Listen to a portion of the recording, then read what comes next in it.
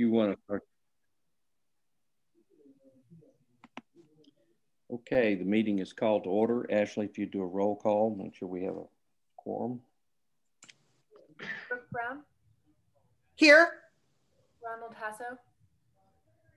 David Smith. Present. Wallace Grainer. Present. Jeff Green. Here. Ryan Clinton. Here. Mo Goyle. Here. And Chair Tom Farrell. Here. Very good. Do we have any citizens that want to address the strike force on items not on the agenda? And I'm not seeing any hands go up. And Ashley, if you see any, please let me know, please. Sure, I don't see any at this time. Right. Okay.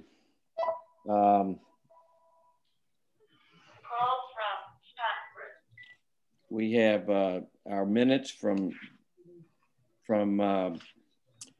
June 14th and June 21st.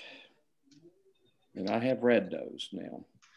So do we have a motion, first of all, to accept the minutes?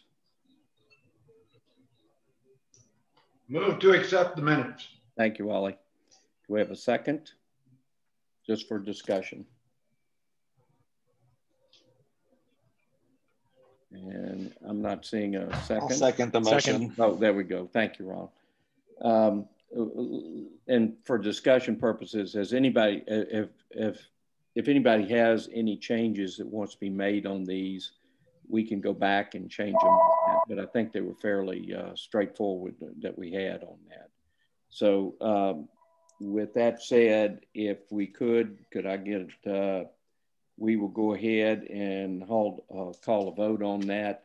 All those in favor, keep your hand down. And anybody that is not in favor of it, please raise your hand. And Ashley, I don't see any hands up and opposed to that. Do you? I do not.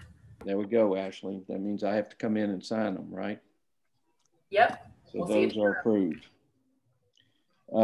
Number 4 is discussion and possible action to review and approve the updated mission and vision statement. And I think we have, everybody has a copy of that in their packet.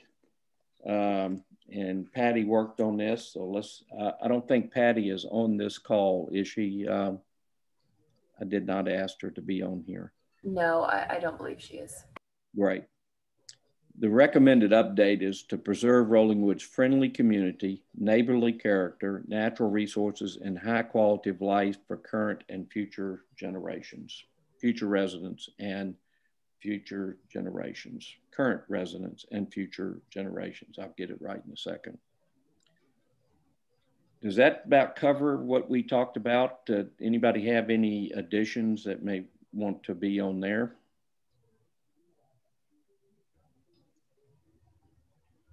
Okay, that's good.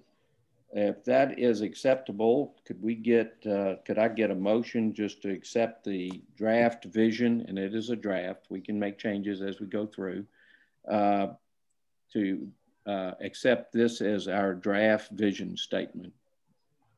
So move to accept it as a draft version statement.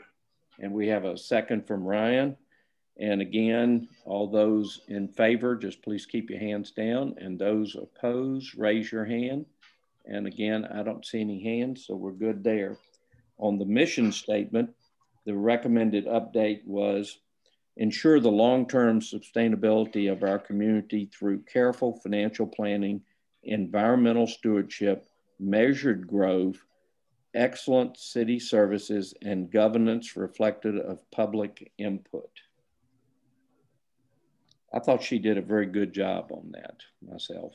I'll move to accept that, Tom. Excellent. Thank you. Second. And we have a second discussion. Would anybody like to make any comments or changes on that? And again, I'm not seeing any, so there we'll call the vote on that. So again, just keep your hand down if you're in favor. and raise your hand if you have a question or a change or you would like to vote against it. And I'm not seeing any hands, so we can go forward with that. Good. Thank y'all very much. I thought she did a very good job with that. Item number 5, working session with the Bee Cave Road subdivision, including discussion on front, rear, and side setbacks, green belts, impervious cover, height restrictions, and other concerns on individual commercial properties. And so we'll bring that up. Ryan, you've submitted I thought a very thoughtful, if I can find it again, email with some thoughts on that, which I thought were excellent. And I'd like to kind of go through that if you don't mind. If you don't mind, that's where we were kind of last time. Item number 1 on there was the Bee Cave Road setbacks. The only caveat that I put on item number 1 was our PUE and TxDOT requirements on that. And I still would really prefer that we keep those, if you don't mind. I think that's exactly right. You and David both brought those up, and I think hopefully city staff can inform us of what we, how far back we need to pull it back so that both of those things are within are reserved in our plan. Let me ask Amber one quick question on that. Amber,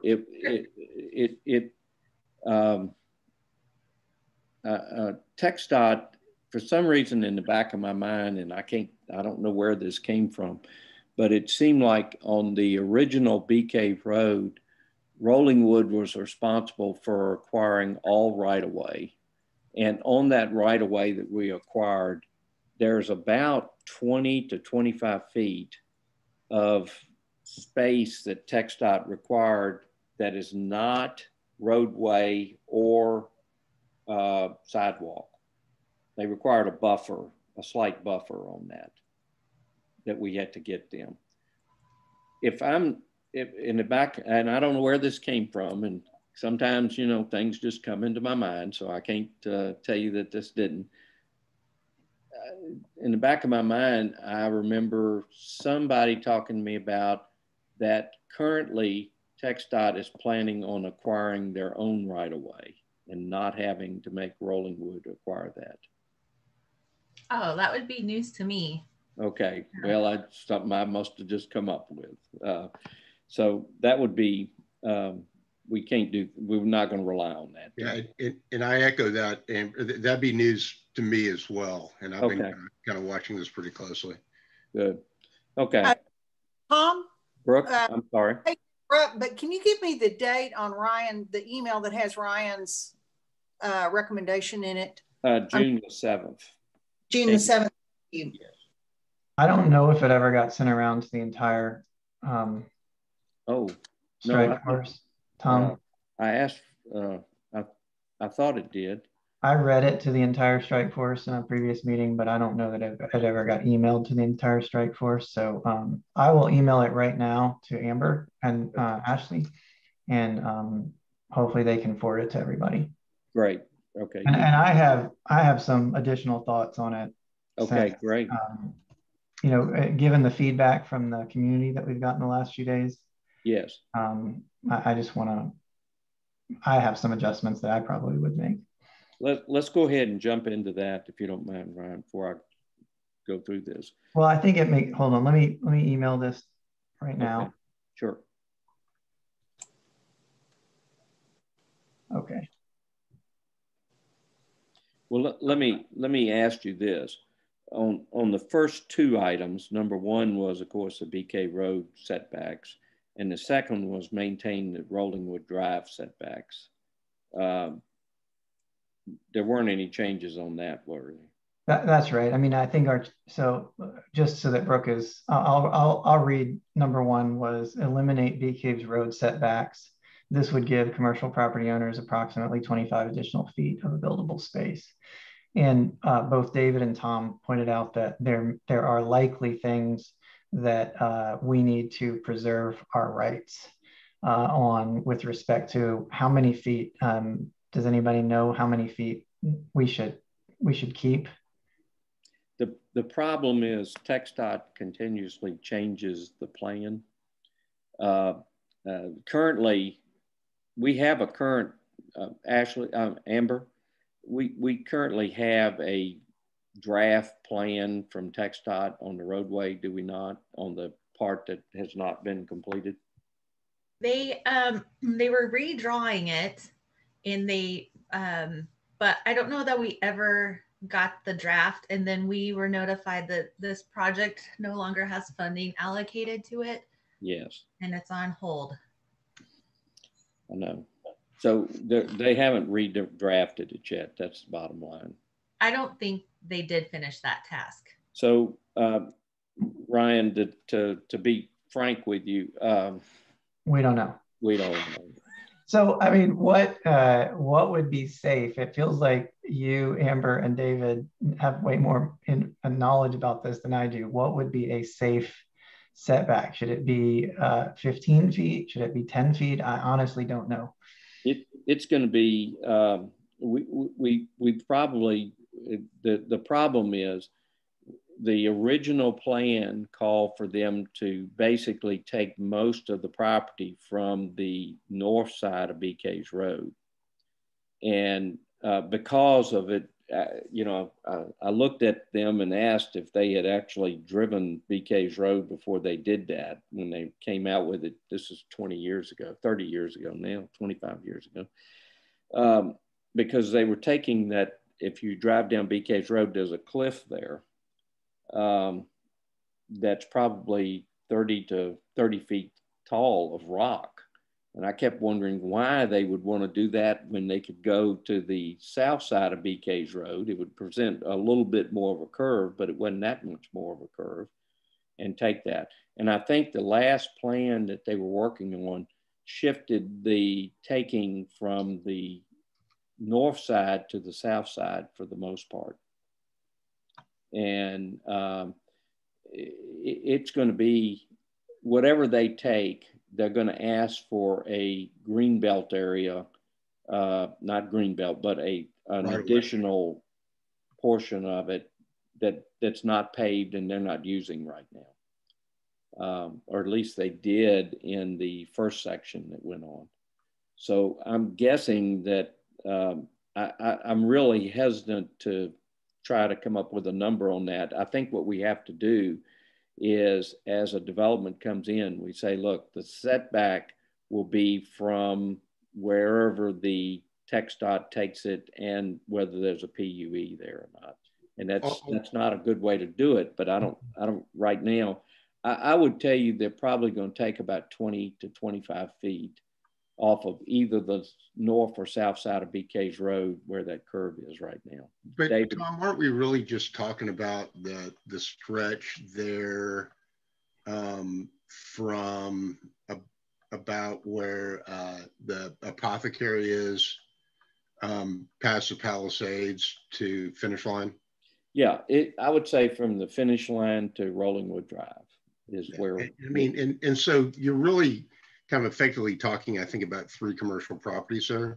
It's probably, well, depending on, again, if you go on the south side, you're talking about probably, well, you're talking about several different properties there. Well, you're talking about, so Tremont already has some undevelopable land there.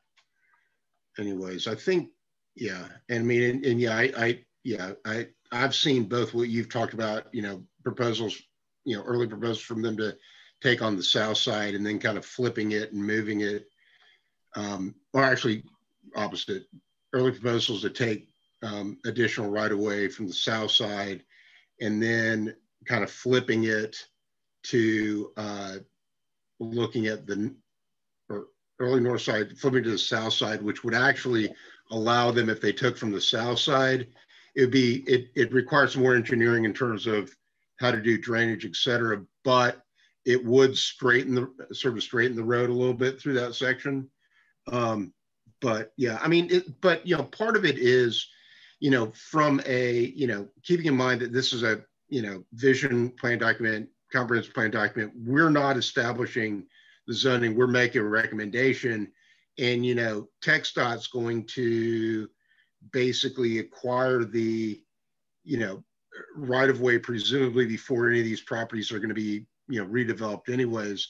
I don't really have a issue kind of as a vision document, anticipating that additional right of ways can be purchased there through condemnation on one side or the other. I'm not, I think I don't have a problem with going ahead as a group and saying, hey, that's going to be established, and for zoning purposes, I think the front setback should be X from the TxDOT right of way. I think to kind of get to your point, Ryan, I mean, I have an idea of, in my mind about what would be sufficient, but I always like in these sorts of things to get a real world fact check, from engineers that I've dealt with and stuff. Cause, in my mind, a 5 foot setback, off the TxDOT right away should be enough. Given what's in there and the fact that, TxDOT's going to have right away to do drainage and some other things on their part, just thinking of any conceivable utilities that might need to go down BK's, 5 feet should handle it. But, an engineer might say, no, you really need more like 10. So, but my mind is 5 or 10 feet. Okay. I think we just have to, given the uncertainty of that, I think we just peg it at the TxDOT right away. Because remember, if either Rollingwood or TxDOT acquires that roadway, we either have to provide some type of benefit to the property owner, negotiate with them to get it, or we have to, or if TxDOT gets it, which I'm kind of hoping they do, then they have to pay for it. Now there is a ordinance that Rollingwood has in place that we signed when we did our first section that says if a property owner dedicates that right of way to us, they get to count that as part of their land area when it comes to impervious cover. So they don't get hurt too badly on that. It actually turned out to be a fairly even split for them on development. So that's out there, and I want to make sure everybody knows that that's out there. How about this? How about that our general vision is that the setbacks for properties along Bee Caves Road be no more than 10 feet beyond the TxDOT right of way. So we'd have a 10-foot front setback. I'm throwing this out there. I feel like we need to make some decisions and move on to the next ones. And so yeah, I agree. I think we just say that you can build. My personal opinion is because there's a green space between the roadway that's going to be owned by TxDOT, I would feel comfortable by saying just build up to the TxDOT right of way, period. Because there's always going to be a green space there anyway. Because you're thinking whatever utilities that they may need to put in, or we may need to put in, we could co-locate in the TxDOT right away. Either that, or if we have to have an easement for that, it would be part of the development deal, but it'd still be a little green space there. So, jump in, Brooke. My concern, Tom, if we say it's at the TxDOT right of way, is that we'll get developers who then want to put any utilities along the creek on the backside. Well, and I have another question. There's some portion of that strip y'all have talked about from Rollingwood Drive to the Palisades where you can't build to the road right of way because there's the creek runs through that part of the right of way. Yeah. And so about those two issues. Let me tell you, our wastewater line runs down the creek. There, one of our that serves all of those properties on BK's Road that we're serving. We have a wastewater line that runs actually down the creek, and it comes to the end of it is behind the finish line right now. That's where we had to put it because it was a low area. Yeah. On that gravity flow. It's been there. What about water, electric, gas, telephone, cable, internet?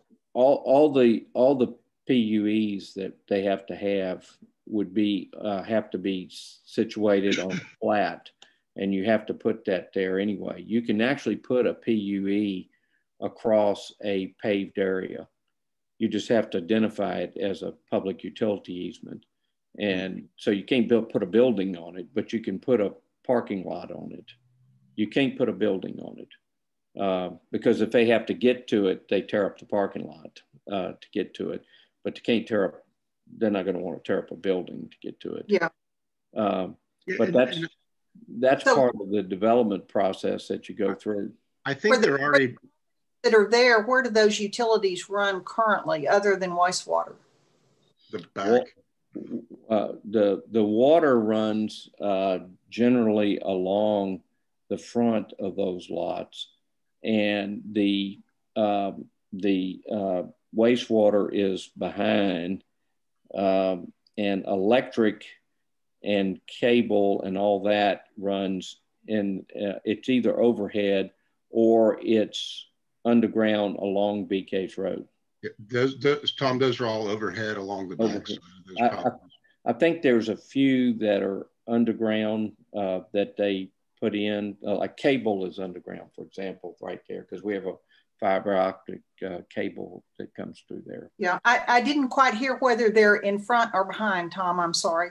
Well, the water is in front for the most part, and wastewater is behind, and electric is either overhead, and I think I think cable is either overhead, but there's a few that is underground. Are they overhead in front or behind? Behind. Yeah, they're behind, I believe. What was that? I'm sorry.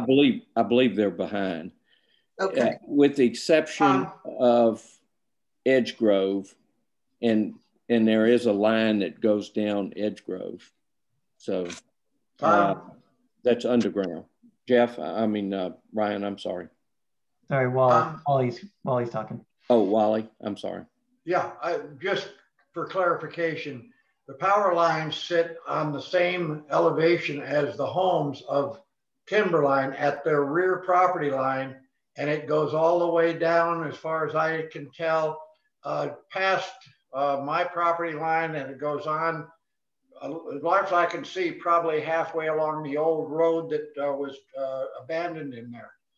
And that also carries both AT&T and Time Warner's cable on the power lines. Yeah, I think, and those are behind. They're behind and up high. They've got a problem because they've not gone and looked at it. We luckily didn't have a problem with the windstorm, but they've got some of those power lines go directly through established trees, not above them or side, through them. I agree with that, and that's been it was one of the problems during the ice storm. That's one of the reasons that Timberline stayed off for so long, was because there was one of the electrical, I don't even know what they're called, but we got knocked down back there, and the guys were like, we can't even get to it, so we're going to put up a new one down the street. And we've had all kinds of trouble getting cable to our house because of people don't want to go back there. So would it alleviate David and Brooks' concerns to just put a 5 foot from the TxDOT right away?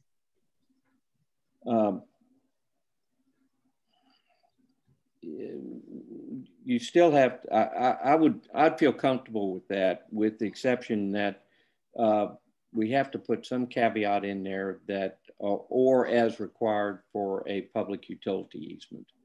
Because some public utility easements, because of the topography there, may require 10 feet to do the, to put that in. Yeah. You can't, there's no piece of equipment that can go put in, say, a water line that's at a 5-foot easement. Yeah.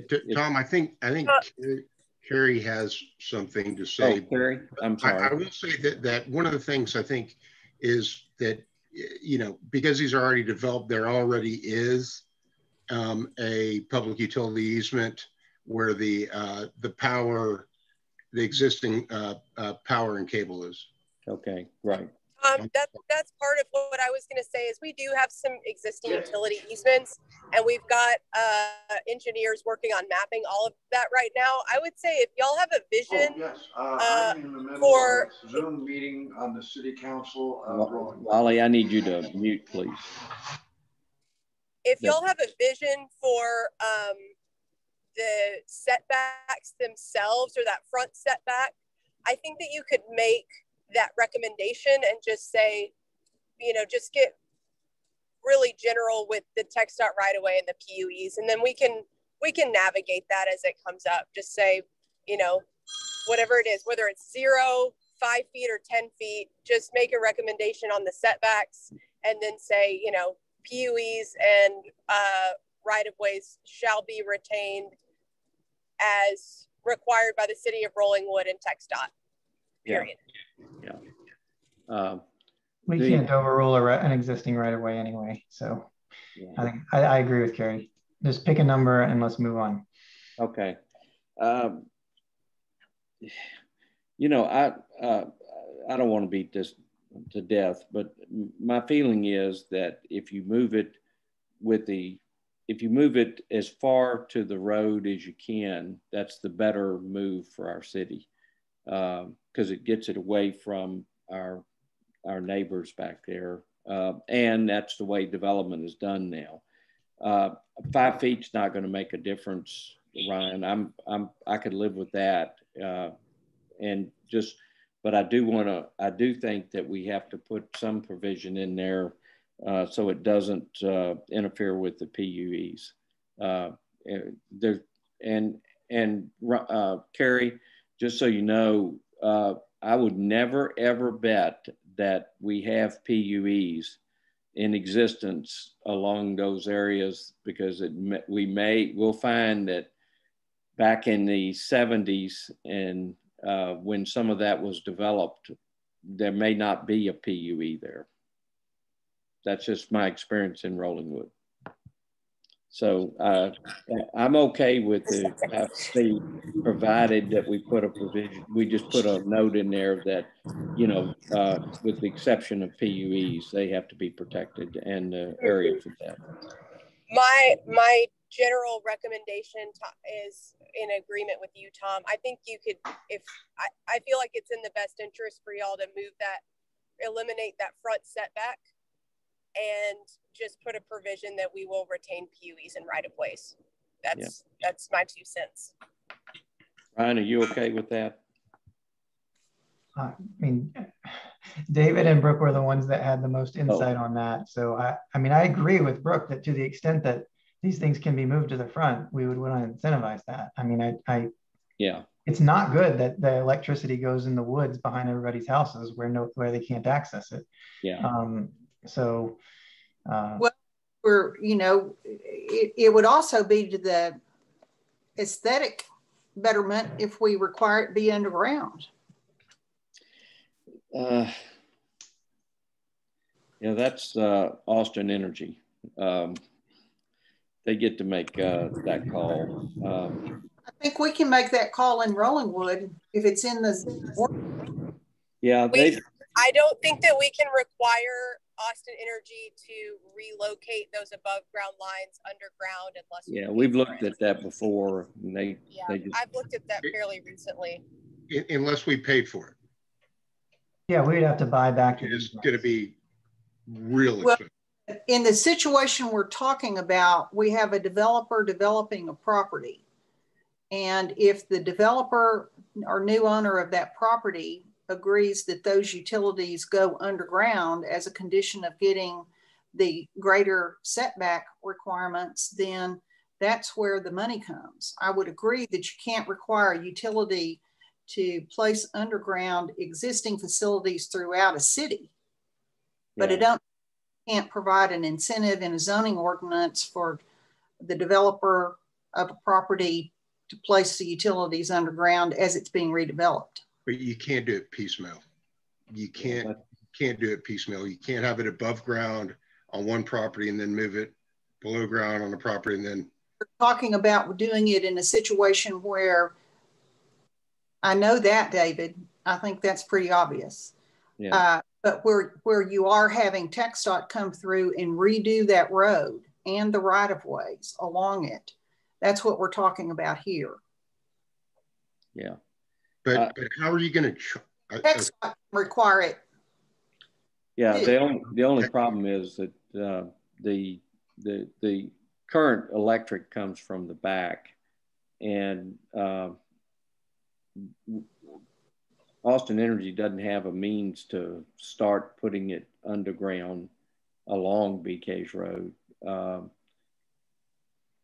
There, it's just not a way they can do it that I see. But I think the basic premise is, I mean, from a utility standpoint, as long as we have adequate public utility easements, we're okay. And we want to incentivize moving it as close to the front of the BK's Road as we can. I think we're all in agreement on that. Now, how we handle the PUEs is a different matter, and that's going to be individual to the properties. I'll tell you that, because some of them are not going to have to do that at all, because they've already got their utility connections. Tom, we've got a quorum. Why don't we just call a vote and try to make a decision? We got a million of these decisions to make. Yeah, I agree. Well, let me just ask this. I'll put it this way. Would we agree that, let me just ask for a proposal that says, we're going to move this, we're going to do away with the front setbacks and leave room for our public utility easements, and that's it. So do we have a motion on that deal? We'll start with that and go.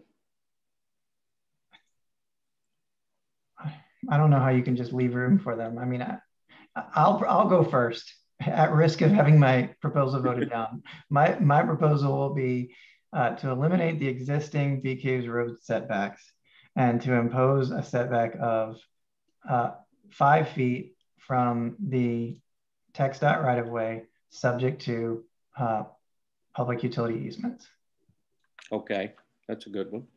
I'll second that. We have a second from David. So any discussion? You said it a lot better than I did, Brian. Thank you.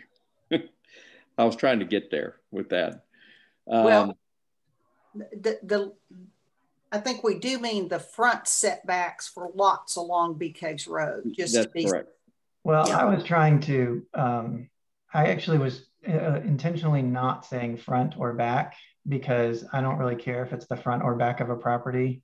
I just care if it's along BK's Road, right? So, you know, like the triangle property, it really probably only matters for the properties that border 2 streets. But a few of them do, and one of them would be the triangle property at the end. And I don't know where the front or back of that property is. Whatever it is, I don't care that they have a setback, a 30-foot setback on BK's Road. Okay. As long as it's on BK's Road, we don't care. Does that make sense, Brooke? I understand what you're saying, but in drafting it, I think you have to say the front setback with exceptions for those lots that are exceptions to that, where it's not necessarily front setback, because if you don't say front setback, it will be construed to be eliminating the setbacks all the way around the lot if your property is along Bee Caves Road. And I don't think that's what we intend. Well, Ryan, I can word that so that it is, we exclude we identify the triangle property as a potential issue with that. And could we just say eliminate the setbacks on Bee Caves Road? I mean, I'm not saying on Bee Caves Road properties. I'm saying eliminate the setbacks on Bee Caves Road. Yeah, I think that's a.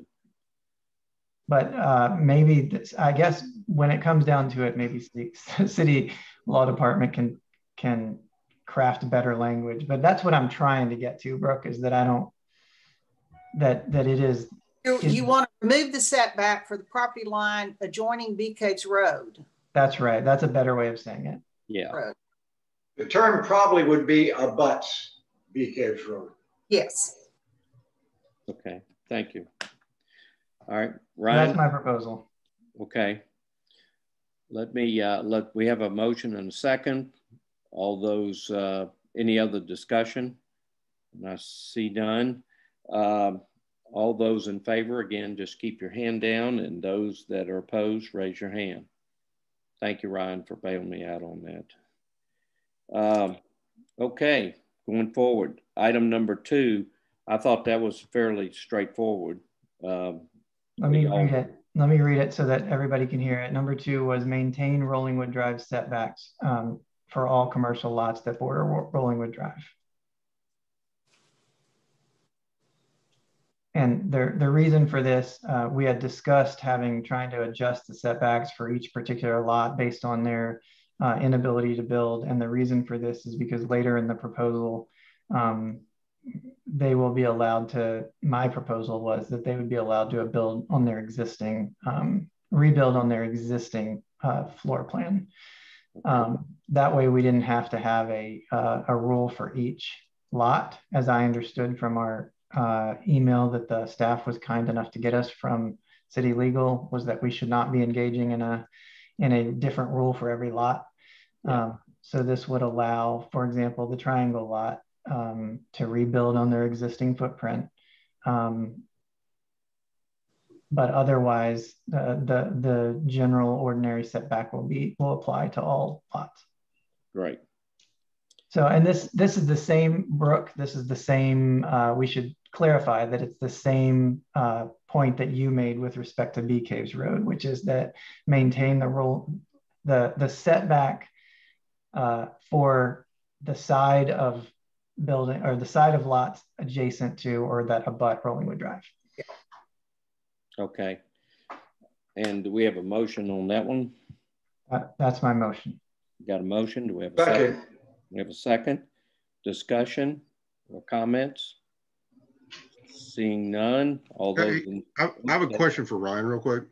Yeah. So when you say eliminate current greenbelt setback, do you mean just kind of convert it? Well, that's the next one. This is just number 2. Okay. That's the next one, and I do probably have a change in light of the feedback that we've gotten on that one. Well, let's go ahead and get through number 2. Okay, you're right. Yeah. And any other comments? Seeing none, let's vote on that. So all those in favor, keep your hand down. And if you're opposed, raise your hand. And Ashley, help me if I'm not very good at seeing some of the hands here, but I don't see any. So that carries. Thank you, Ryan, on that. Item number 3. Okay, so here's how the 3 originally wrote, but I think in light of the feedback that we've all gotten, hopefully everybody's read the emails that we got today, and I just want to tell you, say thank you if any of those folks are listening. I actually think that was greatly beneficial for me anyway in understanding the situation, especially the pictures that people showed and the article that was sent to us. That helped. So originally I had written eliminate the current greenback setback if and only if that designation prevents a commercial owner from rebuilding on an existing building pad. And so I don't necessarily agree with this anymore as I wrote it. What I think we should do is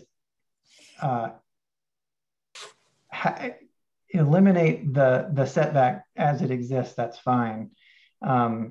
But I think that we should still maintain the setback as a greenbelt on the places that we impose setbacks in the back of properties that abut residential lots. And the reason I say this is because of what happened in the emails that we got, that you know, there was a 25 or 30 or whatever foot setback it was, but it all got mowed down. And so that's not what we want. And I would be devastated if behind my house, the existing creek and greenbelt got mowed down, but they said, well, hey, you still have 75 feet, so you're good. That would be awful for us as a community, and for me and for anybody who lives along these properties. So I was sympathetic to the emails that we got about keeping greenbelt space that exists.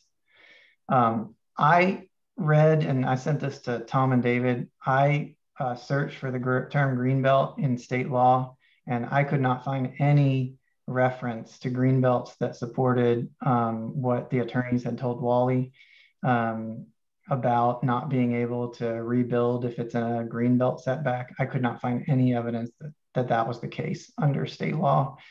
The only references to greenbelt in the city code that I found were the existing 100-foot greenbelt and then a definition of greenbelt, which defined it essentially as a natural, leave it in its natural state.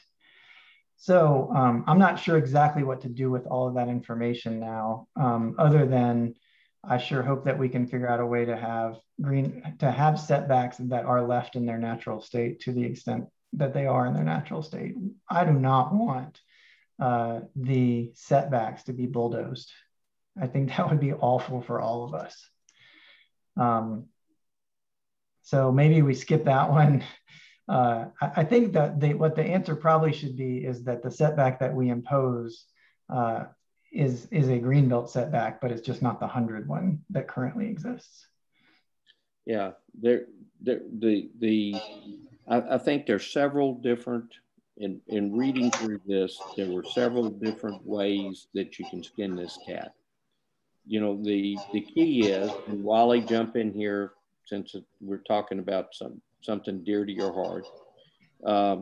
But if we give a developer the ability to utilize a couple of things, I think you can continue to have a green belt. And you know, I'm kind of torn on this in that we want to see some redevelopment of properties on BK's Road, because I think we can do better than and I hate to, Wally, I love you, but we all know the Palisades could look better if it was modernized into something today.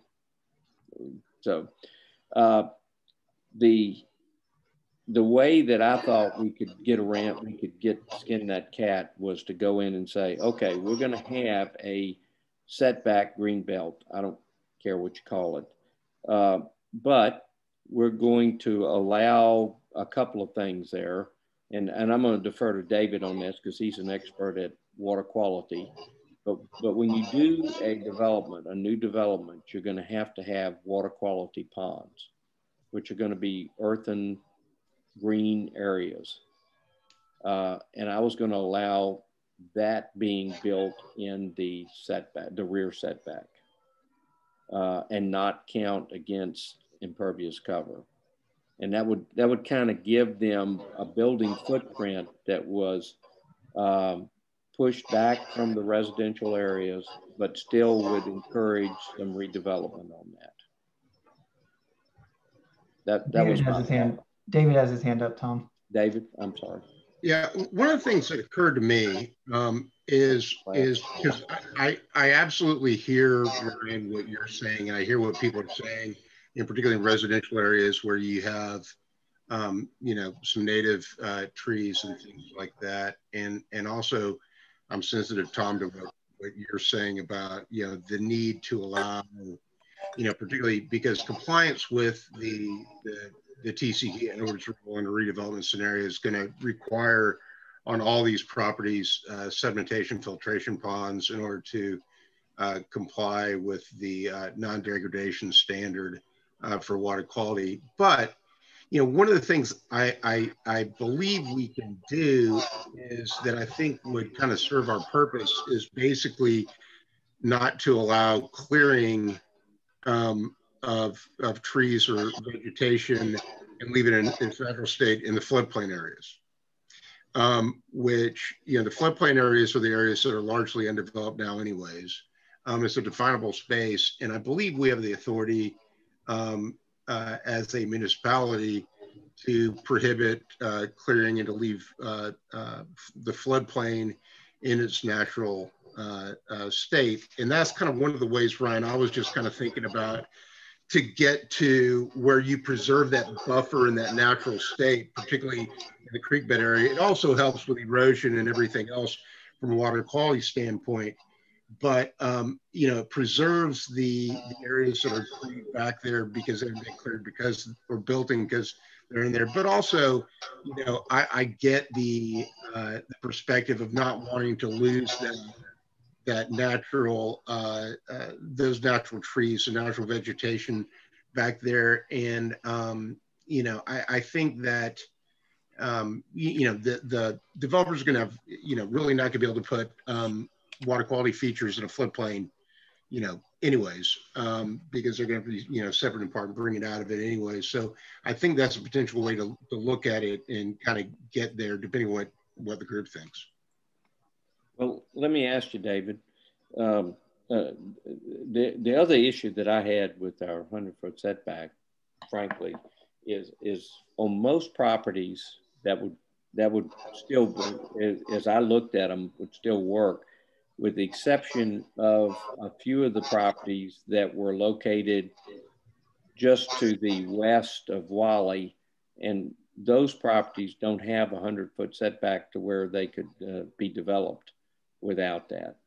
We have a couple that would be totally, one, for example, would be totally taken by the 100-foot setback.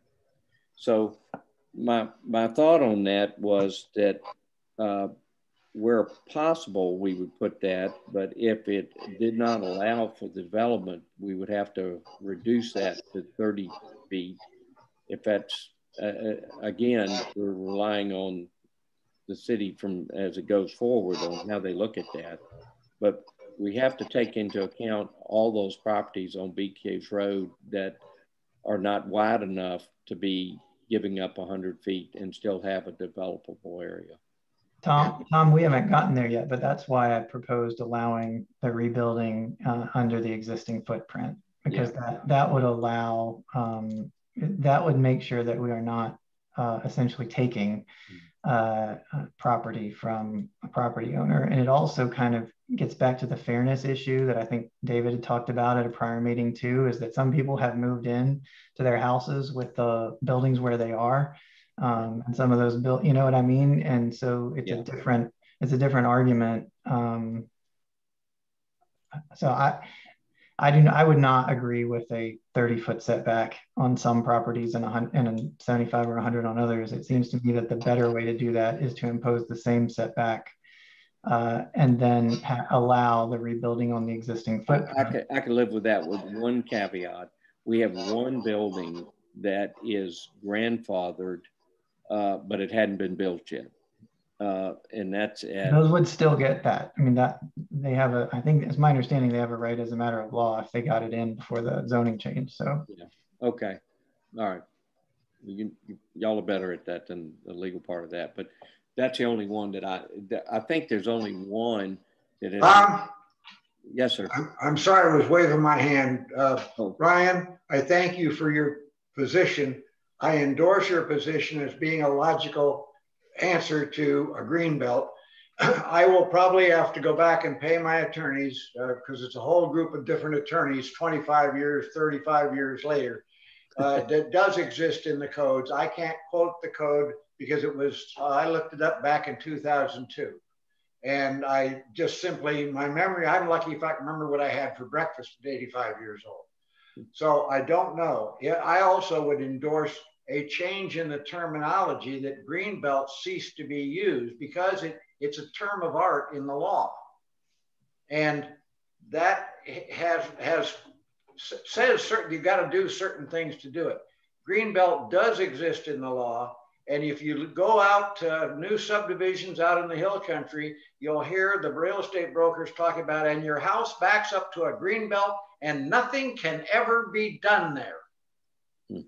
And that's because it is a specific thing. Why don't we call it a green space and have this as the definition of this 100-foot setback? It's not a green belt, but it's a green space, and let people build back on their footprint. Because if they're going to build under, not 1 or 2 stories, in my case, I've got 2 stories, and I know I had a complaint from one lady due to her parents, but they thought those parents thought they backed up to a green space that could never be changed. But in fact, somebody owned it and had been paying taxes on it and wanted to develop it. And it was done with a permit in the city of Rollingwood with inspections. Because I have the drawings that were the original drawings that show approvals by various divisions and people that came out and inspected it for the city of Rollingwood. We didn't have our own building department. In fact, we still don't. It was contracted out. So much as I disagree with the lady, I'm sorry, it was not built helter-skelter and willy-nilly. Well, without getting that, it's there, so we're going to deal with that. But Tom, I couldn't find it, and I'm being honest. I couldn't find it. I looked. I'm not saying that your lawyers were wrong. I'm not even saying that I'm right. I'm just saying that I couldn't find it. Yeah. And I am a lawyer, so I do have some, background that would teach me to for the right places to look. But regardless, I don't have any problem doing your compromise, Wally, which is to call it something else, natural state. I don't even care what we call it. I just, by the way, I'm also a graduate lawyer. So I chose not to practice. Congratulations. I chose to build houses at the time. Good call. I'm looking for a way to, I want to try to encourage a good developer to come in sometime in the next 25 years and do what the property owners want done and increase the value of the sales tax that the city gets. And if I'm correct in a green space laying across 100-foot there, and if my statement is true and held up in state law, you basically are going to have any builder, any developer, I don't care who they are going to walk in, take one look, the back 100 foot of every lot can't be developed. They're going to walk away. They're not even going to look. I don't want that to happen. I'm not going to be here 15 years from now. Somebody else is going to be doing this, not me. Wally, no telling. We don't get to pick that time. So I would say this. I'm calling it something else. As long as we call it a green space buffer in a natural state, right? I think that covers it, Wally. That would cover it. Get away from the word green belt. I think I'm going to be happy as a bug in a rug. The one thing I would say about David's proposal of the flooding of the, I'm sorry, what was the term you used, David? Floodplain. Floodplain. I'm sorry. That there are places between, I assume that there are places like behind Wally's that's not in a floodplain necessarily, but still has this issue. And so I think we still need some barrier between residential and commercial lots. Yeah, and I agree with that, Ryan. I wasn't, and so basically what I was doing was trying to kind of separate the two concepts, because I think you're right. I think there should be a rear setback for building and developing purposes, but one of the ways to kind of get to alleviate some of the concern of calling the setback a green belt is instead basically, call it a setback, for building purposes, but then also to get kind of the intent that I think a lot of people in the community have of, particularly looking at a lot of the native vegetation that people like as a buffer, is to basically just prohibit clearing of native vegetation in the floodplain. Yeah. Do we need to add though also for the places that there are not floodplains? I mean, well, that's why I said, that's what I'm saying. It wouldn't supplant a setback. So we'd still have we could have both. We'd have both. You'd have Okay. both. Got it. You get both. Okay. All right. I like that. Yeah, I do too. I think that works. Let me, now, are we proposing this to be on both the north and south side of Bee Caves Road? I've only thought about this for the north side. And Agreed. and I've thought about it on the south side. Now, let's do this first. On the north side, we have a proposal that would replace the green space with a green space buffer in a natural state. Yeah, so let's skip then 3 and 4 on my list and go straight to 5, because I think maybe that's what we're really talking about. Yeah, 3, 4, and 5 are kind of all of what, and we're only talking about the north side. That's right. Right now. And 5 is impose a 75-foot setback, which we would call, I guess, a green space setback that we would define as a natural, leaving it in its natural condition from the edge of a residential lot to the edge of any new building construction on any commercially zoned lot. And I have on here just to make clear that this part of the reason that this is a slight variation from the existing, as I understand it, is this eliminates the gamesmanship of potentially subdividing lots to eliminate setback. So the setback is not from the, it applies to any lot that's within 75 feet of a residential lot. It's not just those that border residential lots. And there's a big exception coming later to allow people to rebuild. But that's the purpose of this. It would eliminate gamesmanship regarding lot size. The setback would apply equally to all properties, regardless of whether they border a residentially zoned lots. And that would give, as I understand it, commercially zoned lots with that are subject to this an additional 25 feet of building space. So my proposal would be impose the 75-foot green space setback that we will define green space from the edge of any residential zoned lot to the edge of any new building on any commercially zoned lot.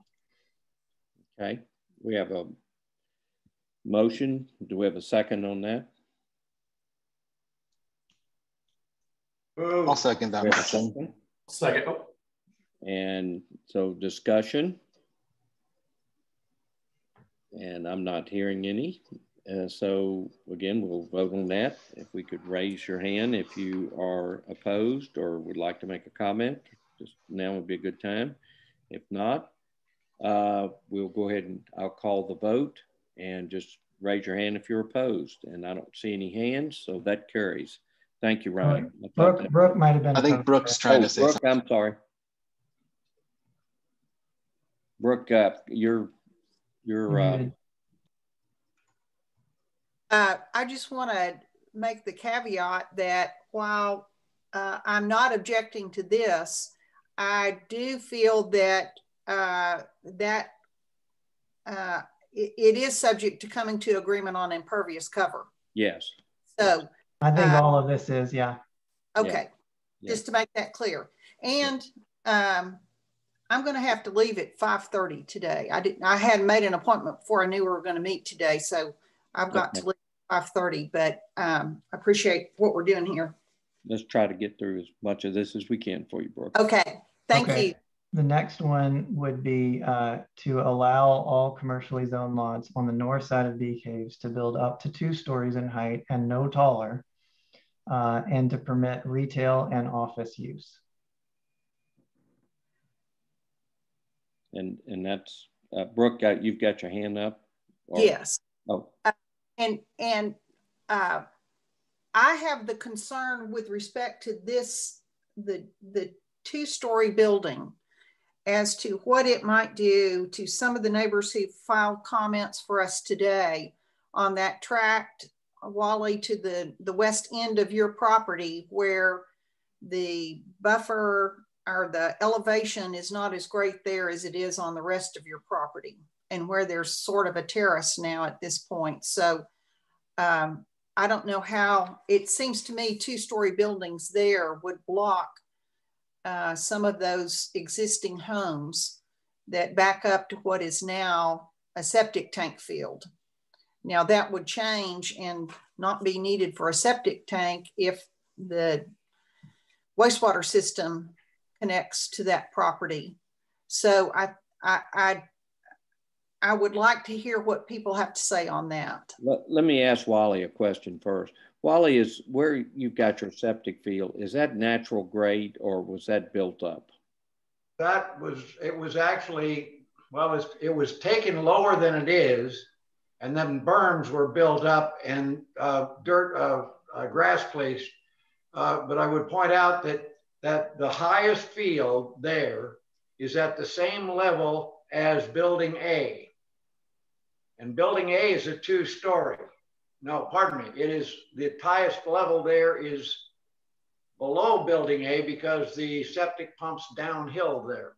So if somebody put a 2-story building there with 9-foot ceilings, the top of the building would be below the top of the stacked rock. Let me ask you, Wally, the logic is no one's going to want to put a 2-story building there because they would have to, somebody would either have to have a strong elevator or strong legs to get up the stairs to get to that building. There are many reasons, but as far as that somebody would come and develop it and build a 2-story building that would block anything to do with the houses on the very top of that timberline area, yeah. A 2-story building would not block anything.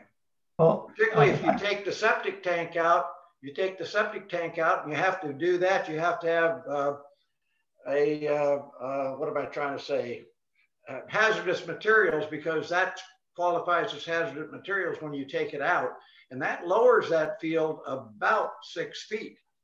The upper pad and the lower pad, 6 or 8 feet. I've got the drawings in the office. I just don't remember. I recall it was 6 to 8 feet. Just to chime in, I think that, Brooke, that's answered by the 75-foot setback. Oh, it's affected by side yard setbacks and it's affected by the 100-foot green space. Right. So if we had a 75, basically the 100-foot green space takes out the entire upper pad. Nobody can build on it. That green space has got to stay. And then what you have left is the lower pad. There's no way anybody could build a 2-story building that's 35 feet tall that would be even come to the floor level of the houses up on Timberline. So, but Brian, I think your point is well taken. It's really 75 feet, but that still would cover that top of that hill, so that would not be that would not be somebody couldn't build a 2-story building on top of that existing septic field, the top one anyway. You wouldn't be able, if the septic field, as I understand it, because I've been in one of the backyards there, abuts the backyard of a home. Yeah. So you couldn't build, because that is a vacant area, you couldn't build within the first 75 feet of it. So I don't think, Brooke, I think that covers, would that cover your concern, Brooke? I'll take another look at it. Okay. Because when I looked at it from both the Rollingwood side and the Bee Caves Road side, it didn't seem that lower level was more than 2 stories below. But I agree with that. It's not. But if it's in 75 feet, it can't be built on at all to any height. Okay. We'd be pushing that to the forward. David, you've got your hand up. Yeah, one question for you, Ryan, real quick. You, on this, it said allow up to 2 stories in height. I think right now in the commercial zoning, they allow up to 2 stories 2 stories, 30 feet height limitation. And in residential, it's, I think, 35 feet. I'm assuming that you basically are proposing to keep it 2 stories, 30 feet. And I would just say if that's our intent, we need to add the 30-foot limitation in addition to 2 stories. So there's not any ambiguity that it may be 2 stories and higher. That's, Thank you, David. And I accept that friendly amendment. I think that's exactly right. I just want to make sure we're being clear. Yes, 2 stories Right. and 30 feet. Okay, item number And 5. let me just say that on that, I would encourage anybody who lives along that there who can tell us if we're wrong, that 75 feet wouldn't protect them. I would want to know that, and we'll revisit it at the next meeting. Okay, great. Just be a good time for me to tell you this now. I have a meeting with several of the residents behind there tomorrow at 5:30 at City Hall. And anybody is welcome to join us if you would like to on that. I haven't met many of y'all in person, so this will be a good opportunity. I'm vaccinated. What time did you say that meeting's at? 5:30 at City Hall. So please feel free to join. And we have several of the neighbors behind there that have asked that we meet, and I thought that would be a good opportunity to do so. So I was able to set that up today. Sorry, I didn't mean to interrupt, but we should vote on 6. 6 is the one that I just proposed. Yeah, that's 5. So we have a motion. We have a second on Ryan's proposal with the amendment of the 30 feet. And I need a second. Second. Got a second. We have a motion and a second. Any discussion? Hearing none. Brooke, you've got your hand up. No, I just didn't get it down. Oh, sorry. And again, we'll go ahead and call the vote. All those in favor, just keep your hand down. And those that are opposed, raise your hand. I don't see any hands, so we're good. Item number 6, Ryan. Could I confirm that was item 6? Well, 6 on my list. That we just voted on? Yeah, I think Tom changed the numbers based on what we're proposing, but it was 6 on the list. Oh, okay, great. You're right. Okay, Ryan. Okay, so the last 2 are the most controversial. Tom, which one do you want me to do first? Well, let's, all of this is kind of contingent on the impervious cover. So let's go through that next. All right. So the next one I had was maintain 50% impervious cover requirement on commercially zoned lots. Again, this was a place that I had asked Amber if she would mind asking the city engineer if they had any input on that. I never meant for any of this to be like set in stone. These were just places to start the conversation. So that's the proposal that I had. I certainly would love to hear from city staff on that if they have more information on it. Ryan, I could not understand you. Could you say it again, what your proposal is? Go ahead, Tom. It's to retain the 50% impervious cover limitation on development. And Ryan, I apologize. I completely spaced asking the city engineer, but I will send a message to them right now. Tom, I have a request. Sure. Given that, and given my interest in this issue and that I have to leave in 18 minutes, can we postpone this till our next meeting?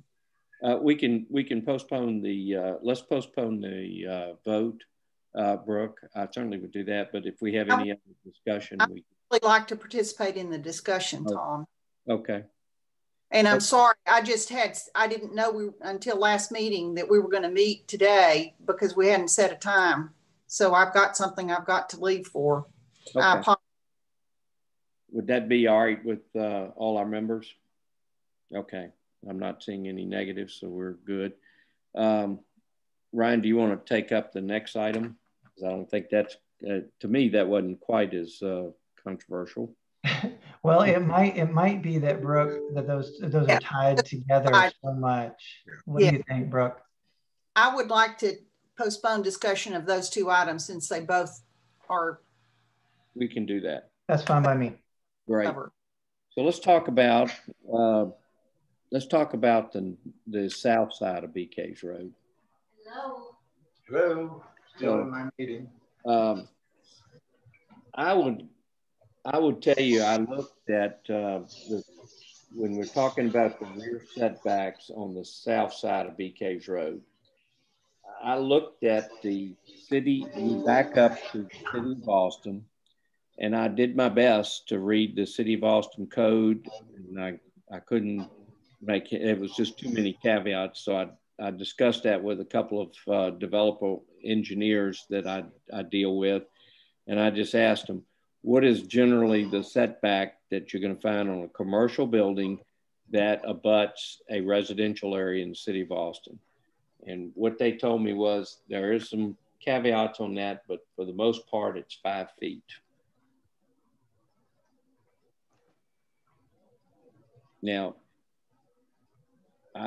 these are our neighbors, whether they're in the city of Rollingwood or not, but I think that it is, from my standpoint, I would not object to having a lesser setback on the south side of BK's Road. Because I think what's going to end up happening, we only have a couple of properties there that have a potential to ever change in my lifetime anyway. And I'm going to live, I'm planning on being here 15 years from now or better, Wally, I hope. So I would, to me, that is a, and it really pertains to 2 pieces of property that I think have the potential. One would be the hospital site, and the other would be the building adjacent to the hospital site on the east side of the hospital site. So in those regard, I would propose that we reduce that not to 5 feet, but we reduce that to the 30 foot there and leave it at that, because I think that gives still a lot more room for redevelopment, but it also does not cause us a problem with our neighbors back there. They're getting what they had before. We don't have any buildings that are 5 feet back there. We have some, we don't even have any that are 30 feet back there that I'm aware of. No. So is this essentially maintaining the existing 30-foot setback between City of Austin residential property and Rollingwood commercial property? That's correct, with the exception of the PUD. The PUD, Mara Vista PUD, does have a driveway that's adjacent to an area that it was basically the same ownership that did it at the time, and they did it. The residential area went to the City of Austin. We got the PUD, the Mara Vista, the commercial part of it. So that would be a proposal that I would make on there.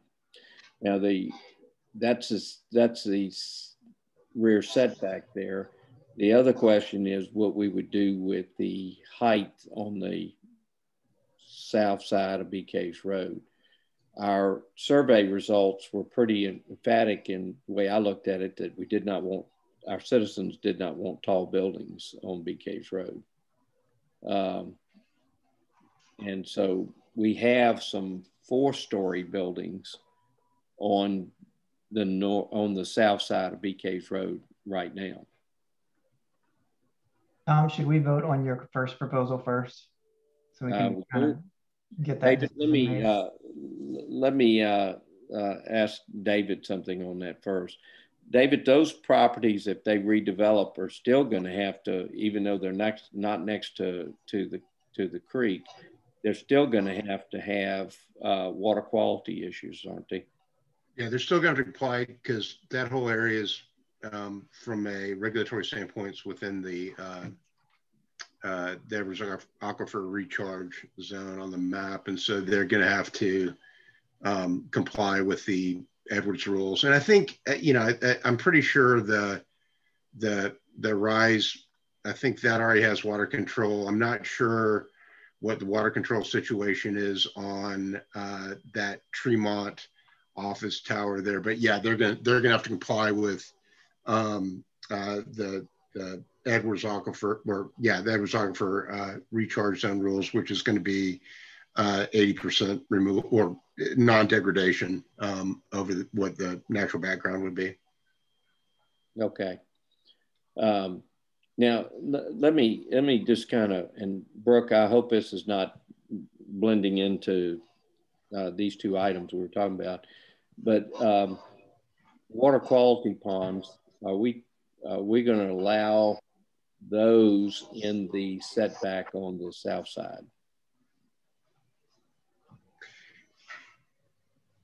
I think, Tom, as a practical matter, I mean, as a practical matter, you're gonna have to look at the topo based on the way it drains, because you're gonna have to drain to a water quality pond. So it may be a bit of a moot point on that side, because I think most of those lots are gonna drain back to front.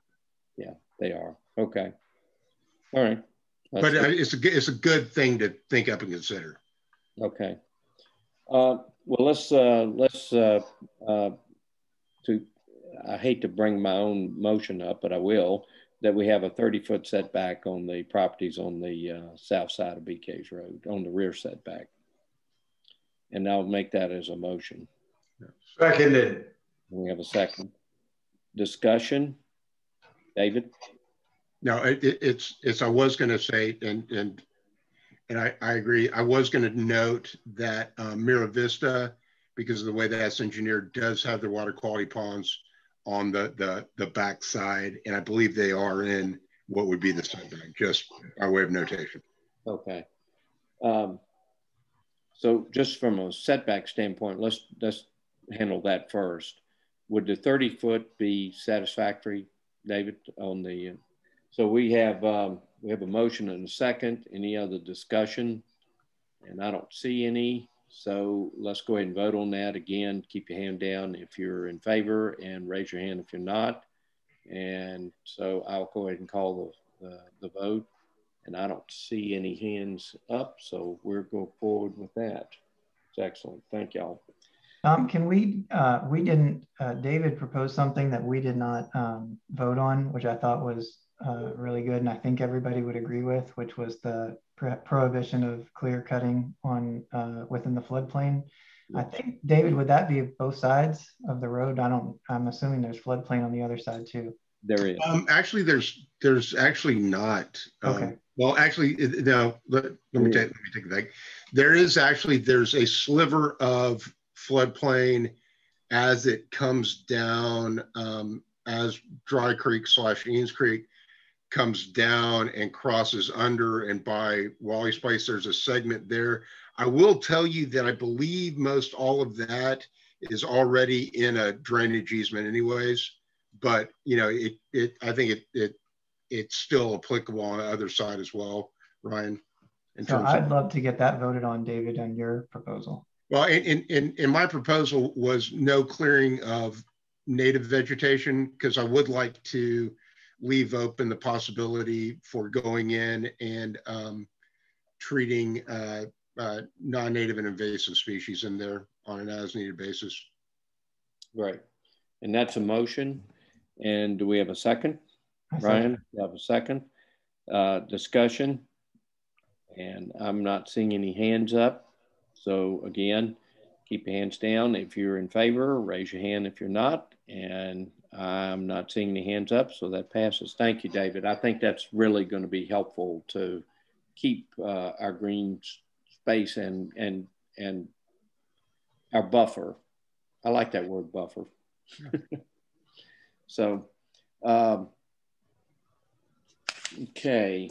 The only other thing that I have is on the, we've established that we're going to, on our usage for the north side of BK's Road, how about our uses on the south side? Uses and heights. Uses and height.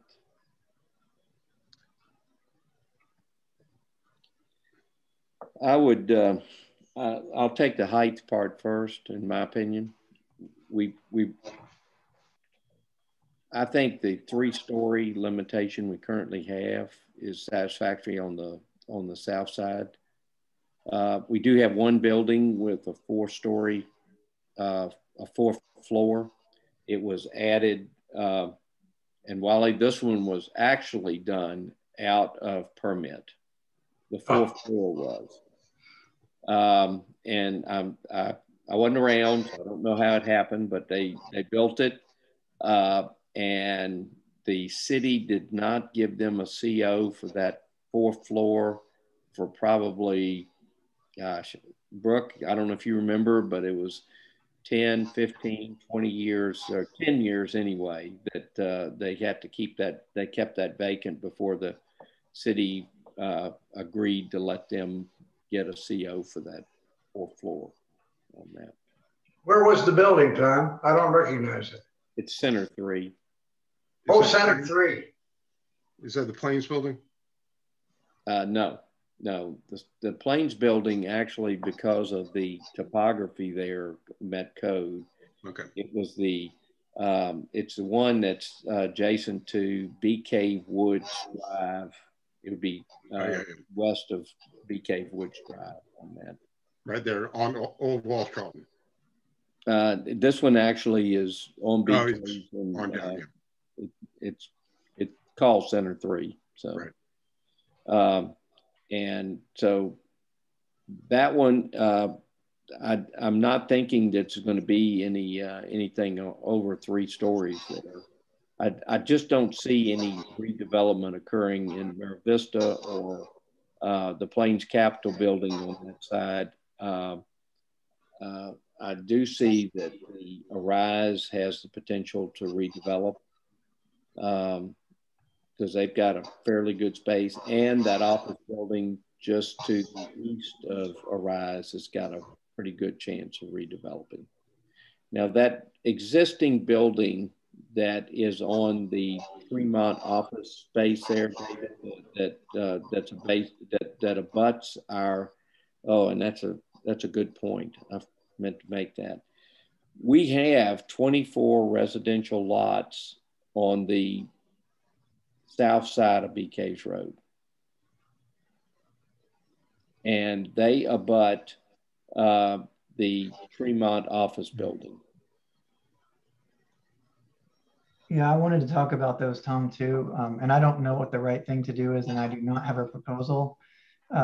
It seems to me that we should generally be protecting our citizens regardless of which side of Bee Caves Road they live on. On the other hand, as David pointed out, I think earlier, is that they moved in there. I think those lots were built, the residential lots were built after the commercial building. So I don't know how to balance those two. I have not thought through a proposal for that, but I wanted to point out both of those kind of countervailing forces. I do believe that we should protect our residents regardless of the side, and we do have to think of the existing circumstances when they moved there. Now, I would make a proposal on that the 75 foot that we have from a building to a residential lot should apply to that point also. And it would still, that building is when I marched it off, I think that would still be within that, they would still be out of that 75 foot for where they built the building. Brian. But it would be from the side of the building, not the rear, because that's just the way that faces on that.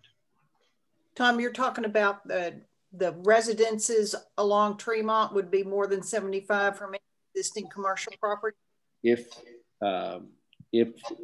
I always hesitate to say that because I just stepped it off, and I never know where the line is specifically.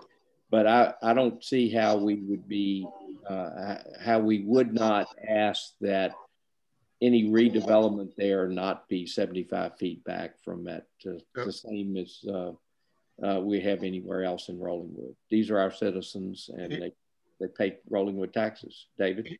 And Tom, you're talking about off of the front property line of the residential lot, right? it would actually be the rear property line of those homes where the 75 feet would stop. Actually, the way those homes on Tremont are oriented, their front yards are looking at the side of that building or the back of that building. Yeah. And so basically, it's according to Google Earth, it's telling me that back side of that office building is about 60 feet from those lots. Yeah. And so from my standpoint, I think 75 feet on a redevelopment scenario is perfectly reasonable. Okay. I just don't think inconsistent with what we're doing in other areas of the city. I just don't think I did not want that to be those houses to be left out because they're part of our city and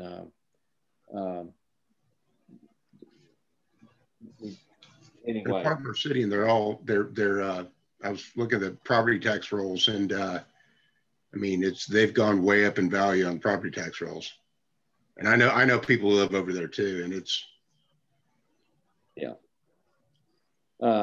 Anyway, that Ryan, I would like that 75 feet to apply to this to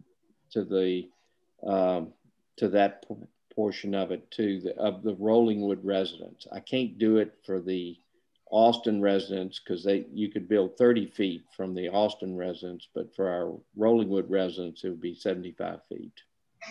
So basically the rule that we adopted from the first or earlier for north of Bee Caves Road would be the same. And I know Brooke must. Thank you, guys. Brooke, thank you for postponing till next meeting. I appreciate it. Now, and we're going to talk about the next meeting in a few minutes, but I'll let you know. Hey, thanks, Tom. All right, thank you, Brooke. So Tom, the proposal basically is to adopt the rule that we adopted or that we recommended for the north side to the south side too, with respect to the 75 feet between any Rollingwood residential lot and the building on a commercial lot. Now I have a lot of attorneys here who are smarter than I am, but I'm gonna put this out there. The way that existing ordinance reads is, and I'm gonna try to remember, it says, and it says from a single family district or residential district, I can't remember, but that classification is a Rollingwood classification. And I wonder if a resident in Austin could come back and say, look, you got to be 75 feet, the 30 foot doesn't count because you got to be 75 feet back from that. I think look, lawyers, better lawyers than me certainly are going to end up writing this actual into the code. But I think as long as we're clear on what we mean, which is that a 75 foot setback from a Rollingwood residential lot and a building on a commercial lot. Right. Okay. Well said, Ryan. I think I'm happy with that. I just wanted to make sure we cover the 24 lots over there. The other issue that I had was. Wait, let's get it voted on, Tom. Oh, sorry. You're right. So I will second your motion, Tom. There we go. Thank you, Ryan. Any discussion? Seeing none. All those in favor, keep your hand down, and those opposed, raise your hand. I see no opposed, so that carries. Thank you. So let's talk about the church site, because that has an area which may not be, it may not be the issue that I thought it was at one time, because if David's proposal, which we voted on and approved, says you leave the floodplain as a natural buffer, then probably that setback that floodplain is wider than 75 feet there anyway. So nobody could ever build that close to the homes on Rollingwood Drive. The houses on Rollingwood Drive that abut back on Delano Lane is what I'm thinking about on that. And David, can you tell on your map? You seem to be very good at that. Be able to tell how far back from those lots is a floodplain. Well, the floodplain goes back, and it actually, looking at the three houses, the three first houses on Rollingwood Drive, the floodplain is actually on their property. So the floodplain is on the Delana Lane side, or on the Rollingwood Drive side of Delana Lane, if that makes sense. Yeah. So it goes through the Endeavor site, and then crosses Delana Lane, and then turns and goes east. Okay. So the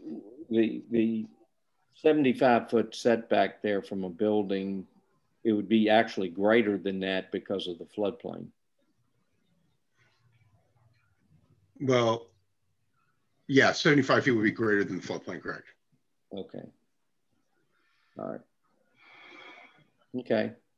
I just wanted to, when I was looking at my notes again this weekend, I thought about that, and I thought, you know, that's not going to be, you know, it's not going to affect those properties as much as I thought it would at one time.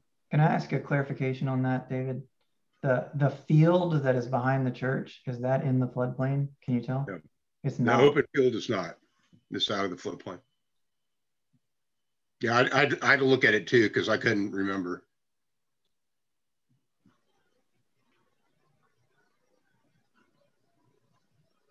Is that, so if somebody built on that field, how far away from the residential lots would that be, David? You can tell from your map, maybe. Well, so I can't remember how far on the other side of Delana Lane those I can't remember how far on the other side of Delana Lane those lots stop. I believe they stop at Delana Lane. Yeah, they go all the way to Delana Lane. So basically, if you built right up to the edge of the clearing, the closest spot, hang on just a second. The closest spot on the clearing to the edge of that field is going to be 55 feet, 60 feet. Okay. On the cleared space. So I mean, I think keeping everything consistent, because I like consistency. I think 75 foot makes sense there as well. Right. Okay. I'm okay with that. I just wanted to make sure that, you know, we didn't have that kind of, we weren't coming back. I couldn't figure out exactly where the floodplain was that makes on there. Okay. All right.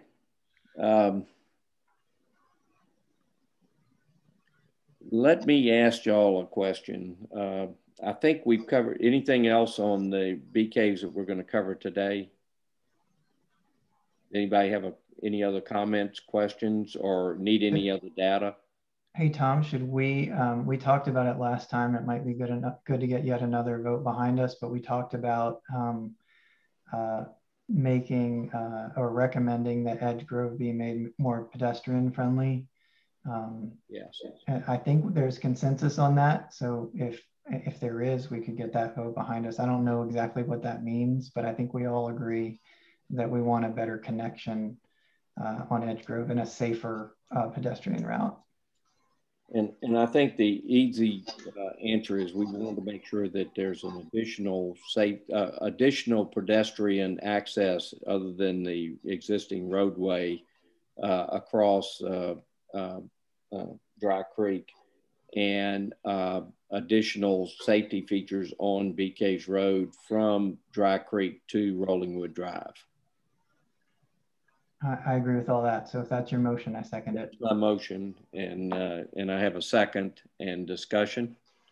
Amber, I think I had asked the last time if indeed the city of Rollingwood did not have additional right-of-way on Edge Grove. I don't know if you even hear when I asked you. Are you hearing, Amber, are you on here? Yeah, I'm still on. You were wondering if we had additional right-of-way on Edgegrove? Yes. To which direction? It just on either side of Edgegrove that you could put a safer pedestrian walkway. Because it seems like to me the house that was built on Rollingwood Drive and Edgegrove, the new house, that there was an area of about 20 feet that belonged to the city of Rollingwood on Edgegrove. Am I wrong? Oh, that's right. Yeah, we owned some of the street. Yeah, Tom, I do know what you're talking about. Yes, potentially we could. If it lines up like that for all of the homes. Yeah, I didn't know if it went all the way down or if it was just there or if it switched over to the other side of the street. Okay, let me get with Carrie and we'll look into that. Okay, because I would like to come back with that, because if we indeed have the right of way there, that's a no-brainer. How we could build actually a number of things there. I hate to say sidewalks given the topography there, but we could make it a lot safer for people to either ride a bike or walk all the way across and to get to a different access point. So we have a motion and a second and discussion, and we'll let Amber figure out how to actually gather up the land to do it. So any other discussion on that? And Tom, I would call that an improved hike and bike trail, or improved hike and bike, trail system. So, which can be paved, it can be impervious pavers, it can be an elevated walkway, etc. No problem with that terminology. I accept that as a friendly amendment. And Ryan, I hope you will too. Of course. All right, we have a motion and a second discussion. No, not seeing anybody else. Please keep your hand down. We'll call the vote. And I see no hands up, so we are approved on that. All right, so let me just ask everybody their schedule. I'm on item number 6 now. Real fast, can I confirm? I think I might have had a potential motion about a 3-story limitation on the south side. Did we go anywhere with that, or were we waiting? Good catch. We did not vote on that. We didn't vote on it. So I will make that motion that we have a 3-story limitation on the south side of BK's Road. Second. We have a second discussion. And I'm willing to postpone this until Brooke comes back, because she's I know this is something that Brooke is. In fact, I'm going to ask that we table that right now, if y'all don't mind, because Brooke did ask that we at one time that we discuss that with her. Yeah, and can I add a caveat that I'd like to come back to and talk about, because I saw it a couple places and it made sense, is some concern about some of the lighting issues with like a 3-story building on the other side of that's one thing, is I want to make sure that lighting ordinance and things like that would apply to new construction of 3-story buildings, because I want to protect against a light pollution situation from coming from a taller building across Bee Cave into the residential neighborhoods. David, if you don't mind, give some thought to how we want to word that, and we'll bring that up with the 3-story deal. Yeah, and I'll try, unless someone has easy access to it, what our lighting requirements look like, but we can add a note about it, I'm sure. I would tell you our lighting requirements, the one that I would go with stronger than our ordinance is the requirements we had on Rollingwood Town Center in the PUD. Then I think that's a really good place to start. Yeah, I think that's a good place. Just want to chime in. Thank you, David, for bringing that up. I mean, our house looks over the Chinatown development and then looks at the Trader Joe's and the bank across there. And we actually have to have blackout curtains on our windows back because it's daylight at night in our behind our house. So something that way that can honestly, regardless of height, that we think about the lighting and how it affects people is greatly appreciated. Let me just ask you on item number 6, would we not have, would anybody not be available next Monday? It's after the 4th. Are you going to be traveling? Are you going to be here? That is also a city holiday. Yeah, it's a holiday for a lot of folks, I think, because of the 4th on the weekend. Let's not do that to city staff. They work enough. Well, I would like to keep this moving. Let me ask you, could we, would this cause too much of a problem for Ashley if we did it then the next day? I believe Tuesday might already be booked. Sorry, I'm trying to pull up the I know we have a utility commission that Tuesday at 7 p.m. Yes, Tuesday and Wednesday are taken. Yeah, but ours is 4 to 6, so we'll be through. Ron, you just have a long evening. No, I'm just pointing that out. That works for us if it does for you. Yeah, Ashley, would that be too much of a imposition if we did that Tuesday? I don't think so. I think we can handle it. Okay. Ashley's young and strong and smart. Okay. What's the date of that meeting? That is Tuesday, July 6th. Amber, does that work? Do you have any issues with that? Yeah, that'll work. Okay. I'd just like to keep it moving, and we can let Brooke know if you don't mind. Ashley, if you'll just send Brooke a little email tonight so she can book hers, because I'd like for her to make sure she's there. Okay.